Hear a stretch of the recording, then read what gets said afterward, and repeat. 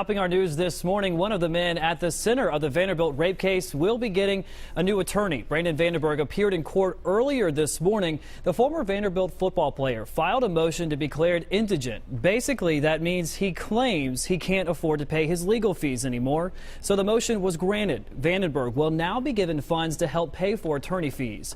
In January, both Vandenberg and Corey Beatty were convicted of raping an unconscious female student in a campus dorm. Both are set to be sentenced June 15th.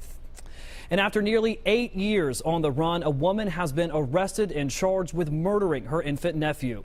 This is a picture of 34-year-old Marisol Alvarado, who got custody of her 2-month-old nephew back in June 2007. A few weeks later, she brought the baby to the hospital with broken bones and a severe head injury. Alvarado admitted to doctors that she intentionally hurt the child because he wouldn't stop crying. That child later died. When authorities went to arrest Alvarado, she and her children were nowhere to be found. Her run from authorities, though, ended late last night. She is now in jail on a $2 million bond.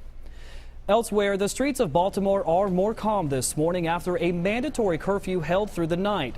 Officials are taking extra precautions to keep the peace. 3,000 police and National Guardsmen are in place to enforce it. Baltimore, you'll remember, was rocked by looting and widespread arson earlier this week after the funeral for a black man who died in police custody.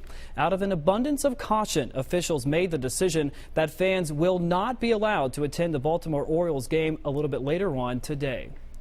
And back here locally, crews are getting ready for a major construction project on several Nashville interstates. They've started stockpiling supplies on the South Loop for the Fast Fix 8. That's TDOT's plan to replace 13 bridges over 13 months. But before they can start, crews have to prep the areas at the two 40-65 splits. That's where they'll store most of the materials. Work is set to officially begin the last weekend in June.